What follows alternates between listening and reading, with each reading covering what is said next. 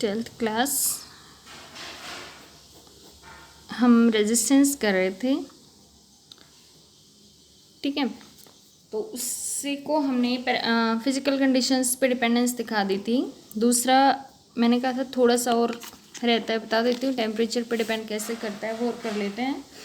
उसके बाद next topic करेंगे। हमने फॉर्मूला निकाला था R = ml/ANE², ठीक है।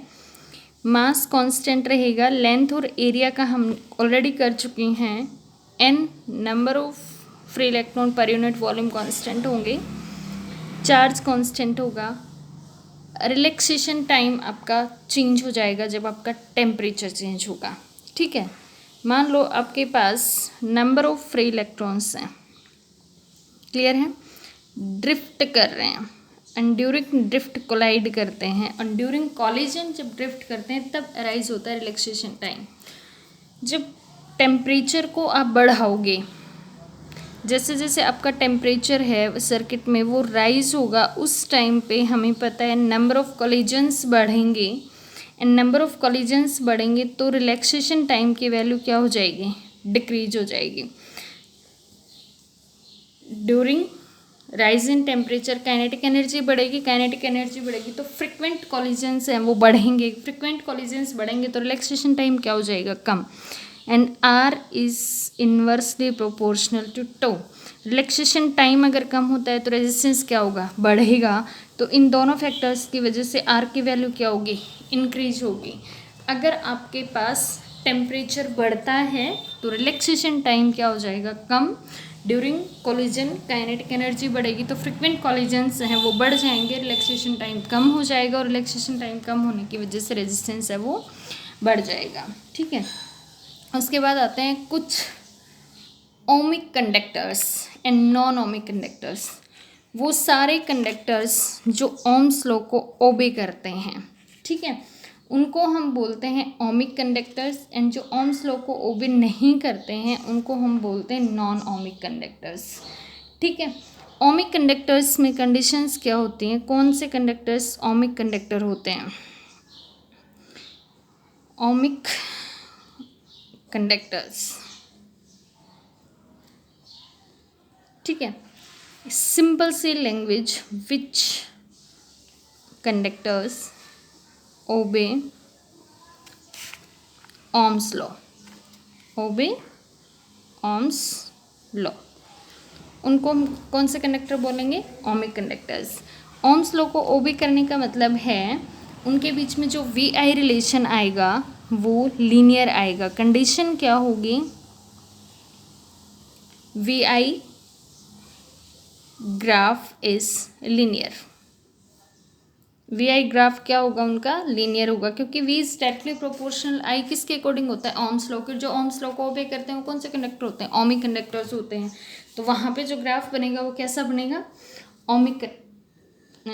जो ग्राफ बनेगा वो कैसा बनेगा, लीनियर बनेगा। इस तरह का ग्राफ बनेगा, V और I के बीच में ऐसा ग्राफ बनेगा। ये सारे के सारे जो ग्राफ बनाएंगे दैट इज ओमिक कंडक्टर। कौन से कंडक्टर होंगे, ओमिक कंडक्टर। इसके अलावा कोई भी ग्राफ बनता है, इसके अलावा कोई भी ग्राफ बनता है वो सारे के सारे कौन से कंडक्टर होंगे, नॉन ओमिक कंडक्टर होंगे, नॉन ओमिक कंडक्टर, ठीक है। इस तरह के ग्राफ जो भी बनाएंगे,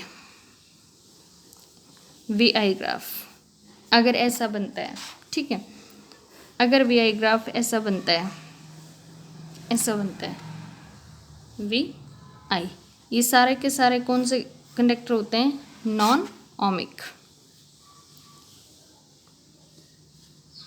क्लियर है। कार्बन रेजिस्टर्स अभी नहीं करेंगे। इसके बाद फिर आता है एक सुपर कंडक्टर। क्या होते हैं सुपर कंडक्टर, कंडक्टर पता है क्या होते हैं, जिनकी रेजिस्टिविटी बहुत कम होती है, जिनका रेजिस्टेंस बढ़ाने से, टेम्परेचर बढ़ाने से रेजिस्टेंस है वो बढ़ जाता है, ठीक है। सुपर कंडक्टर्स वो कंडक्टर्स होते हैं, वो मटेरियल्स होते हैं या वो अलॉयज होते हैं जो बहुत लो टेम्परेचर पे अपनी रेजिस्टेंस को लॉस कर देते हैं, ठीक है। जो थोड़े से टेम्परेचर पे अपने रेजिस्टेंस को क्या कर देते हैं, लॉस कर देते हैं, वो सारे के सारे क्या होते हैं, सुपर कंडक्टर। सुपर का मतलब समझ आ गया, बहुत अच्छा कंडक्टर। बहुत अच्छा कंडक्टर है तो रेजिस्टेंस क्या होगा, मिनिमम होगा, ठीक है। कब होगा, जब टेम्परेचर आपका बहुत कम हो, उस पे अपने उस रेजिस्टेंस को भी क्या कर दें, लॉस कर दें। वो सारे के सारे मटेरियल्स, वो सारे के सारे एलॉयज़ क्या होते हैं, सुपर कंडक्टर्स होते हैं। क्लियर है। चलो इसके बाद करते हैं नेक्स्ट टॉपिक। नेक्स्ट टॉपिक है बेटा तुम्हारा EMF, internal resistance and potential difference या सिंपल टर्मिनल पोटेंशियल डिफरेंस, जिसमें से ईएमएफ हमने किया हुआ है, ठीक है। ईएमएफ होता क्या है, ईएमएफ पोटेंशियल डिफरेंस ही तो होता है। कौन सा पोटेंशियल डिफरेंस होता है, मैक्सिमम पोटेंशियल डिफरेंस। ध्यान से समझना, maximum potential difference condition when circuit is open, when circuit is open circuit, ये हमने पहले भी पढ़ा हुआ है, ठीक है। जब ओपन सर्किट होता है उस टाइम पे जो पोटेंशियल डिफरेंस होता है वो आपका क्या होता है, मैक्सिमम पोटेंशियल डिफरेंस होता है। वही आपका क्या होता है, ईएमएफ होता है, जब सर्किट में करंट की वैल्यू कितनी होती है, ज़ीरो होती है, ठीक है। यहाँ पे देखो हमने डायग्राम बनाया है, एक सेल लगाया है हमने, क्लियर है। ये रेजिस्टेंस है and that is the resistance of cell, ठीक है। यहाँ पे की लगाई है, स्विच लगाया है ऑन ऑफ के लिए। अभी हमारे पास जो सर्किट है वो ओपन सर्किट है, मीन सर्किट में आई की वैल्यू है वो कितनी है, ज़ीरो है। अगर सर्किट में आई की वैल्यू ज़ीरो है तो उस टाइम पे सेल का जितना भी पोटेंशियल होगा that is equal to EMF of a cell, ठीक है। मैक्सिमम पोटेंशियल डिफरेंस जब सर्किट में करंट फ्लो नहीं कर रहा हो, या मैक्सिमम भी छोड़ो, जब सर्किट में करंट फ्लो नहीं कर रहा होगा उस टाइम पे पोटेंशियल डिफरेंस मैक्सिमम ही होता है। और उसी मैक्सिमम पोटेंशियल डिफरेंस को हम क्या बोलते हैं, सर्किट का या सेल का, सर्किट का ईएमएफ बोलते हैं, ठीक है। उसके बाद नेक्स्ट आता है इंटरनल रेजिस्टेंस। अब देखो दो रेजिस्टेंस आपको मिलेंगे, एक कंडक्टर जो आपने लगा रखा है तो ऑब्वियस है कंडक्टर की प्रॉपर्टी होती है, उसमें क्या प्रॉपर्टी होती है, रेजिस्टेंस की प्रॉपर्टी होती है, जो करंट के फ्लो का क्या करता है, अपोज करता है, जिसको हम कैपिटल आर से डिनोट करते हैं, and that capital R is known as external resistance. इसको हम क्या बोलते हैं, एक्सटर्नल रेजिस्टेंस, ठीक है। अब दूसरा हमने ये पढ़ा है कि जब सर्किट में करंट फ्लो होना शुरू हो जाता है उस टाइम पे ये वाला जो पोटेंशियल डिफरेंस है, मैक्सिमम पोटेंशियल डिफरेंस, ये कुछ कम हो जाता है, और कम होके यही potential difference when circuit is closed, when circuit is closed circuit, circuit क्या होता है, क्लोज सर्किट होता है। जब करंट फ्लो कर रहा होता है, आई फ्लो कर रहा होता है, जब सर्किट में करंट फ्लो कर रहा होता है, आई फ्लो कर रहा होता है, उस टाइम पे जो ई है वो कन्वर्ट हो जाता है किस में, वी में, दैट इज पोटेंशियल डिफरेंस या टर्मिनल पोटेंशियल डिफरेंस, ठीक है। अब क्वेश्चन ये आता है कि यहाँ से जो ई की वैल्यू है वो कुछ डिक्रीज होके वी में क्यों कन्वर्ट हो जाती है, पोटेंशियल है वो डिक्रीज क्यों हो जाता है, due to internal resistance of a cell.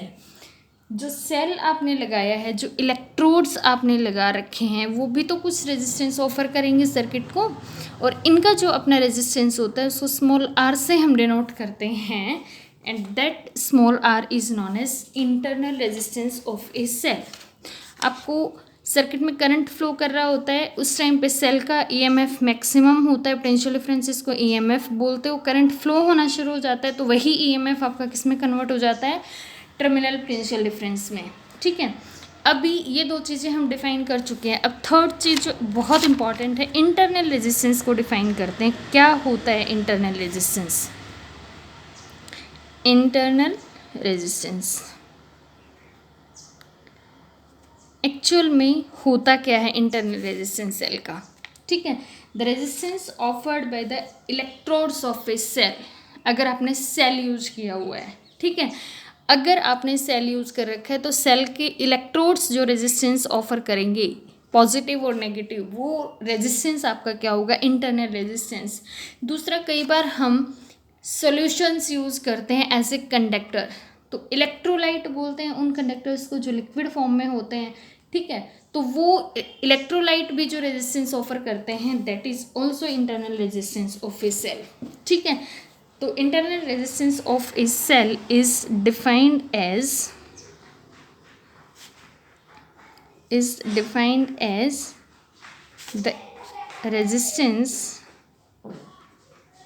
the resistance offered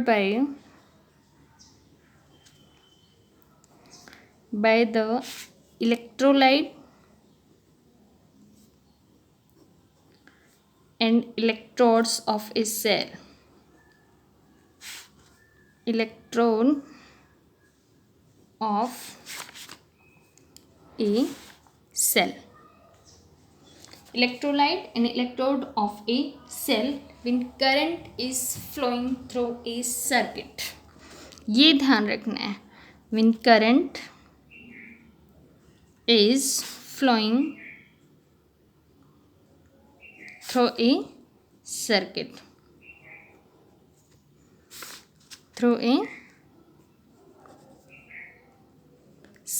ठीक है। अब ये क्वेश्चन आएगा कि ये आपने क्यों कहा, जब करंट फ्लो कर रहा हो सर्किट में तभी इंटरनल रेजिस्टेंस होता है। हमने यही तो पढ़ा है कि जब करंट फ्लो कर रहा होता है सर्किट में, उसी टाइम पे ईएमएफ डिक्रीज होता है। इसका मतलब उसी टाइम पे आपका ईएमएफ डिक्रीज होकर पोटेंशियल में कन्वर्ट हुआ, तो सर्किट में करंट भी कम हुआ होगा, क्योंकि हमने ये पढ़ा है V is directly proportional to I। Potential बढ़ेगा तो करंट बढ़ेगा, पोटेंशियल कम होगा तो सर्किट में करंट भी क्या होगा, कम होगा। तो पोटेंशियल इफेक्ट नहीं डालता रेजिस्टेंस पे, क्या इफेक्ट डालता है, करंट, ठीक है। सॉरी, रेजिस्टेंस है वो पोटेंशियल से अफेक्टेड नहीं होता, वो किससे अफेक्टेड होता है, करंट से। और सर्किट में करंट कम हुआ है, इसका मतलब सर्किट में कोई रेजिस्टेंस था, और वो रेजिस्टेंस कौन सा था, इंटरनल रेजिस्टेंस। तो इंटरनल रेजिस्टेंस सेल का क्या होता है, वो रेजिस्टेंस जो इलेक्ट्रोलाइट या सेल के इलेक्ट्रोड प्रोवाइड कराते हैं, कब, जब सर्किट में करंट फ्लो कर रहा होता है, उस टाइम पे जो रेजिस्टेंस होता है that is known as internal resistance of a cell, ठीक है। इसमें क्वेश्चन ये आता है कि इंटरनल रेजिस्टेंस है सेल का, वो किन किन फैक्टर्स पे डिपेंड करता है। इंपॉर्टेंट क्वेश्चन है और बहुत बार आता है पेपर में। Factor affecting the internal resistance of a cell, first the distance between the electrode, nature and concentration and temperature of electrolyte. Clear है, डिस्टेंस बिटवीन द इलेक्ट्रोड के बीच का जो डिस्टेंस है वो इफेक्ट करता है इंटरनल रेजिस्टेंस को। कैसे इफेक्ट करता है ये हम पढ़ेंगे आगे। Second, nature of electrolyte,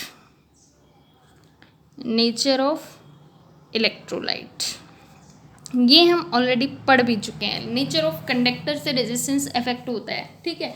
conductor to conductor resistance है वो डिफर करता है। तो यहाँ पे इलेक्ट्रोलाइट है वो हमारे पास क्या है, एक कंडक्टर ही तो है। एरिया ऑफ इलेक्ट्रोड, ये सारी चीज़ें हैं, ये क्या करते हैं, अगर एरिया आपका इंक्रीज होता है तो रेजिस्टेंस क्या होता है, डिक्रीज होता है। अगर एरिया बढ़ाओगे तो रेजिस्टेंस क्या हो जाएगा, कम हो जाएगा। ये हमने पहले भी पढ़ा है। अगर इलेक्ट्रोड का एरिया ज़्यादा इमर्ज्ड है तो एरिया बढ़ने से रेजिस्टेंस कम हो जाएगा, और ये प्रॉपर्टी है नेचर की। लेंथ बढ़ाने से बढ़ता है, एरिया बढ़ाने से कम होता है, और नेचर ऑफ मटेरियल पे डिपेंड करता है, और डिस्टेंस बिटवीन द इलेक्ट्रोड्स पे डिपेंड करता है, ठीक है। टर्मिनल पोटेंशियल डिफरेंस हमने पढ़ लिया है। क्या होता है टर्मिनल पोटेंशियल डिफरेंस, हमेशा ईएमएफ ही कन्वर्ट होता है टर्मिनल में, कब, जब सर्किट आपका क्लोज सर्किट होता है, जब सर्किट में करंट फ्लो कर रहा होता है, उस टाइम पे ईएमएफ किस में कन्वर्ट हो जाता है, टर्मिनल पोटेंशियल डिफरेंस में कन्वर्ट हो जाता है, ठीक है। इसके बाद आता है, मान लो यही डायग्राम हम ले रहे हैं, आपने की को ओपन रखा, क्लोज नहीं है, क्लियर है। उस टाइम पे कोई करंट फ्लो नहीं कर रहा है। आपका जो वोल्टमीटर आपने लगाया हुआ है, यहाँ आपको कोई रीडिंग नहीं मिलेगी। आपके सेल या बैटरी पे लिखा हुआ होगा, मान लो 12 वोल्ट का है, तो यही आपका ईएमएफ होगा 12 वोल्ट, ठीक है। जब सर्किट में करंट फ्लो कर रहा है उस टाइम पे आपका जो वोल्ट मीटर है वो रीडिंग देना शुरू कर देगा और वो रीडिंग आपकी स्लाइटली 12 वोल्ट से कम होगी। तो आपको ये पता करना है कि जब करंट सर्किट में फ्लो कर रहा है, आपने सर्किट को क्लोज सर्किट कर दिया, तो वहाँ पे जो करंट है वो कितना होगा। The current flowing in a circuit, current flowing in a circuit, कितना करंट होगा सर्किट में वो आपको बताना है। I is equal to V by R formula होता है हमारे पास, ठीक है। I is equal to V by R, V कितना था सर्किट में, मैक्सिमम पोटेंशियल ई, आर कितना है, एक्सटर्नल रेजिस्टेंस आर। फिर अब सर्किट में अकेला एक्सटर्नल नहीं है, अब साथ में क्या है, एक और रेजिस्टेंस भी है internal. Then I is equal to E by R plus r, ठीक है। Potential difference across the internal resistance, यहाँ पे अगर आपसे कोई पोटेंशियल डिफरेंस पूछे तो कितना होगा, यहाँ पे ध्यान से देखो, पोटेंशियल कितना है V है, करंट कितना फ्लो कर रहा है I, रेजिस्टेंस कितना है R। तो यहाँ पे अगर पोटेंशियल डिफरेंस पूछे आपके पास तो कितना होगा, V is equal to I R. तो potential difference across the cell या across the internal resistance, potential difference across the internal resistance कितना होगा। इंटरनल रेजिस्टेंस के अक्रॉस आपको करंट देखना है कितना है, रेजिस्टेंस आपको पता ही है कितना है, कितना होगा, V is equal to I R. इतना पोटेंशियल डिफरेंस आपको इंटरनल रेजिस्टेंस के अक्रॉस मिलेगा। क्लियर है। मैक्सिमम पोटेंशियल कितना था, V की वैल्यू कितनी आई है तुम्हारे पास, I इंटू में R। अब ध्यान से देखो, जो चीज़ समझने की है, आपको टर्मिनल पोटेंशियल डिफरेंस मिल गया है, ठीक है। सेल के आई की वैल्यू आपके पास थी E upon R plus R। Internal resistance के अक्रॉस आपको टर्मिनल पोटेंशियल डिफरेंस मिला ये, ठीक है। अगर आपको V निकालना हो तो मैक्सिमम पोटेंशियल कितना था, E कितना कम हो गया, जितना इसको आप V डैश मान लो, जितना आपका इलेक्ट्रोड के अक्रॉस पोटेंशियल ड्रॉप हुआ वो कम हो गया, minus I are. Total EMF आपने कितना दिया था, E, आपको मिल रहा है कितना, V। कितना कम हुआ, जितना इंटरनल रेजिस्टेंस ने पोटेंशियल ऑफर किया उतना हमारा, जितना इंटरनल रेजिस्टेंस के अक्रॉस ड्रॉप हुआ उतना क्या हो गया, डिक्रीज हो गया। तो ये आपको मिल गया terminal potential difference, V is equal to E minus I R. इसको आप बोल सकते हो that is terminal potential difference. Clear है। अब अगर हमें इसको वेरीफाई करना हो, हम कैसे कह सकते हैं कि टर्मिनल पोटेंशियल डिफरेंस से ईएमएफ होता है, when circuit is open, when circuit is open. अगर सर्किट ओपन सर्किट है उस टाइम पे आई की वैल्यू कितनी होगी, 0। और अगर आई की वैल्यू 0 है तो V is equal to E minus 0, क्या आ गया, V is equal to E। Terminal potential difference is equal to EMF। Clear है। अगर आपको इंटरनल रेजिस्टेंस सर्किट का निकालना हो तो कैसे निकालोगे, हमें ये पता है टोटल सर्किट में V की वैल्यू कितनी है, आई आर। क्लियर है। और I is equal to V by R, ये आपके पास V आ गया, ठीक है। R हमें निकालना है, यहाँ से फाइंड आउट कर लेंगे R की वैल्यू, यहाँ से R की वैल्यू निकाल लो। R is equal to E minus V by I, I की वैल्यू यहाँ से उठा के पुट कर दो, is equal to E minus V by V into में R। इंटरनल रेजिस्टेंस का फॉर्मूला आ गया, R is equal to E by V minus 1 into में R, that is internal resistance of a cell. Clear है। ध्यान रखोगे, ये आपके पास सेल का इंटरनल रेजिस्टेंस होगा। आपने ईएमएफ निकाला है, पोटेंशियल डिफरेंस निकाला है, और वो निकाला है V is equal to E minus I R. और यहाँ से हमने स्मॉल r, यहाँ से हमने कंक्लूजन निकाला कि पोटेंशियल डिफरेंस हमेशा ईएमएफ से कम ही होता है, लेकिन ऐसा नहीं होता। एक्सेप्शनल केसेस होते हैं जहाँ पे आपको V is equal to E plus I R भी मिल जाता है, तो क्वेश्चन ये आता है ऐसा कब होता है कि जब टर्मिनल पोटेंशियल डिफरेंस EMF से भी ज़्यादा होता है, जब हम किसी भी सेल को चार्ज करते हैं। During charging of a cell, during charging of a cell terminal potential difference is always greater than EMF। ध्यान रखना है, क्लियर है? इतना करना है, इसके बाद करेंगे फिर नेक्स्ट लेक्चर में।